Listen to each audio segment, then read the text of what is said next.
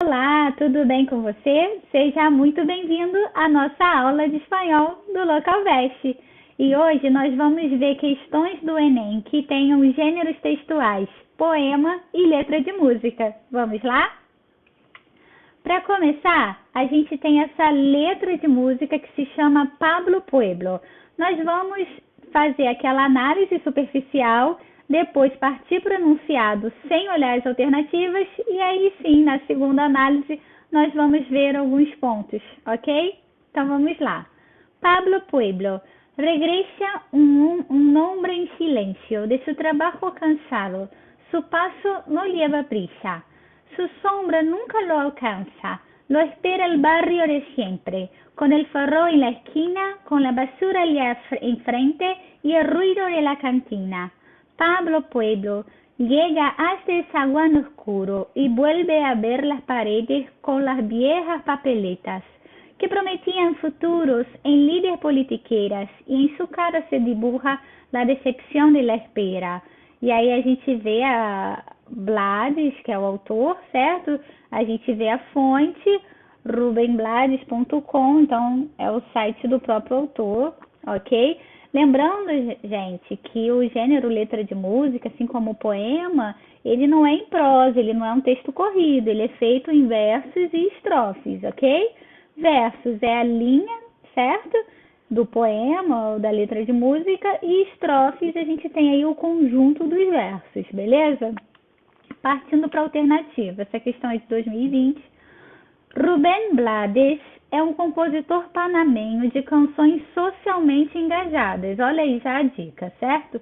O título Pablo Pueblo, associado ao conteúdo da letra da canção, revela uma crítica social ao...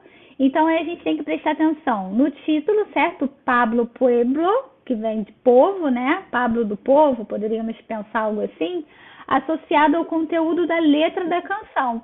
E isso é uma crítica social. Agora, vamos ver o que a gente entende desse texto? Vamos lá? Voltando, então, para a análise, eu coloquei aí o resuminho, né, do que a gente poderia entender, mas antes vamos partir aí para... Vamos ler o texto. Regresa um hombre em silêncio.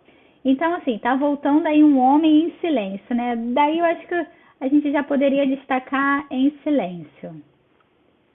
Tô fazendo hoje aqui com vocês, tá? Então não repara que essa linha vai ficar torta, hein? De su trabalho cansado. Então vamos lá. Hombre em silêncio. Trabalho cansado.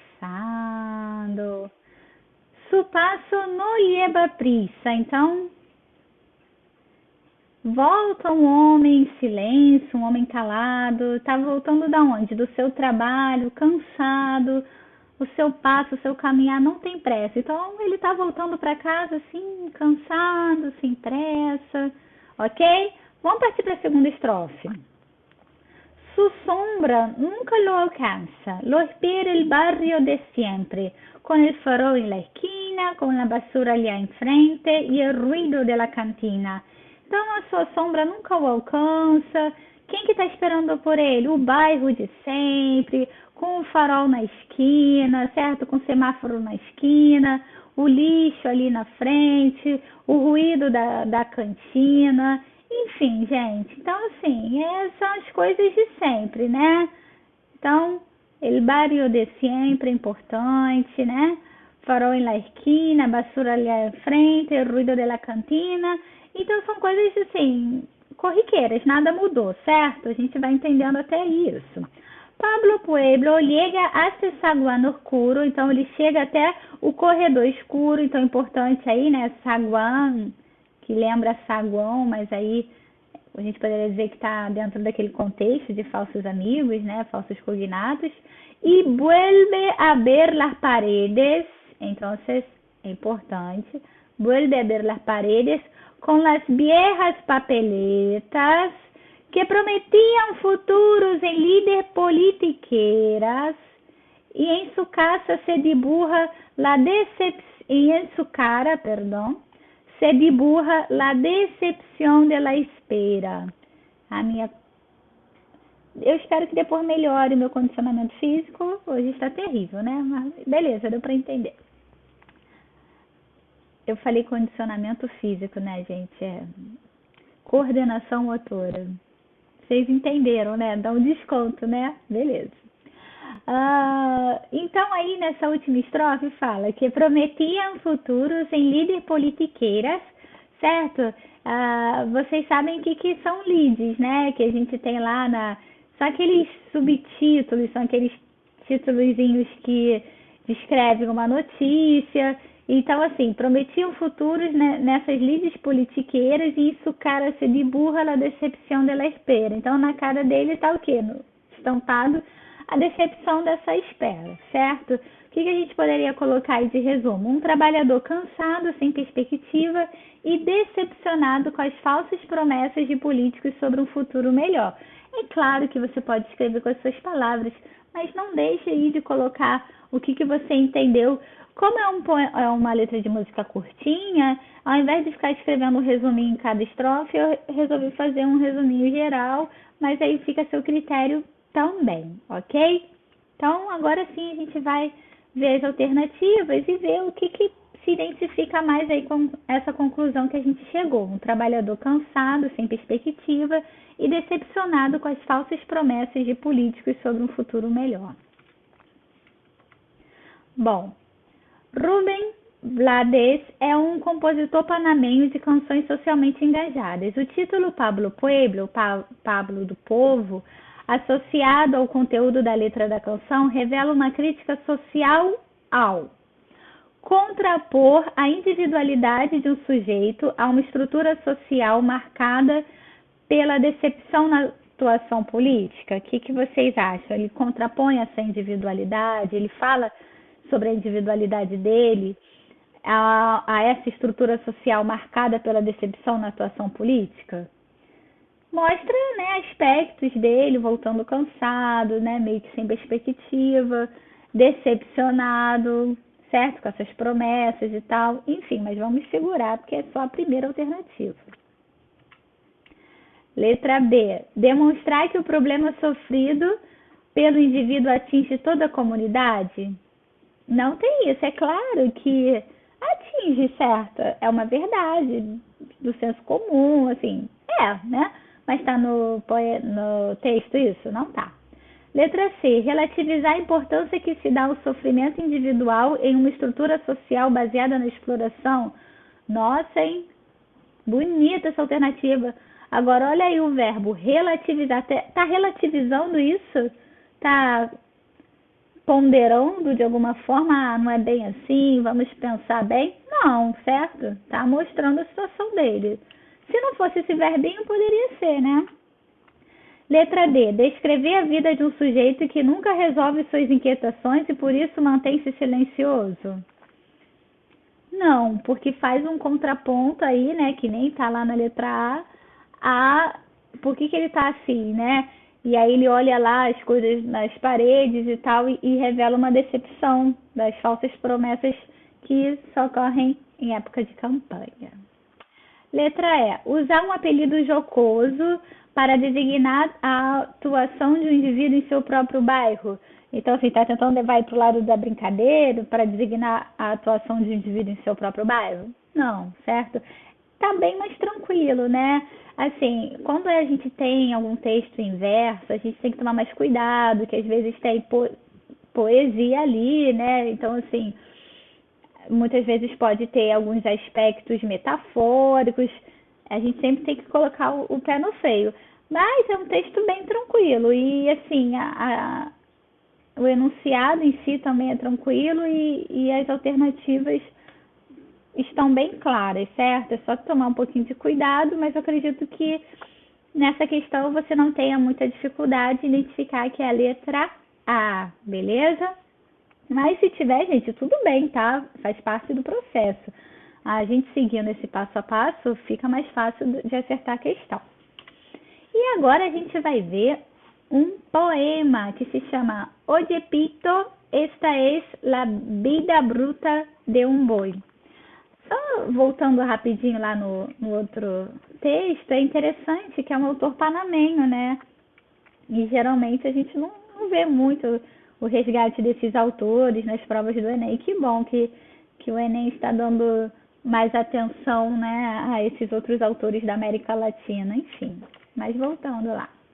Oye, Pito, esta es la vida bruta de un buey. Mis tierras eran Nuevo México, Colorado, California, Arizona, Texas y muchos otros senderos, aun cuando la luz existía sonrientemente en las palabras de mis antepasados. Era entonces hombre maduro y sencillo, como cerros y los peñascos, y mi cultura era el atole, el chaquehue y los buenos días. Mi idioma cantaba versículos por los cañones de tierra roja y tierra amarilla. Hoy sí, hoy ya no soy mexicano, ni hispano, ni tampoco americano, pero soy, y bien lo siento ser, una sombra del pasado y un esfuerzo hacia el futuro, ok?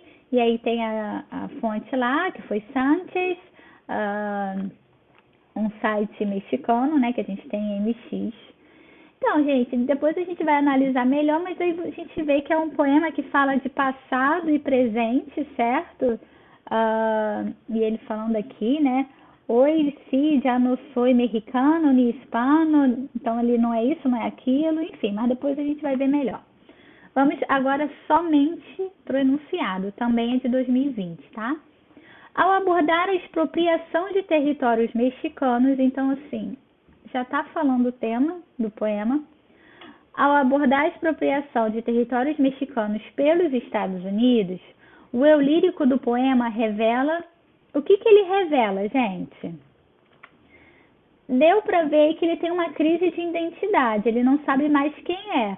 Então ele fala com aquela nostalgia do passado e tal, mas que hoje ele já não sabe mais quem ele é.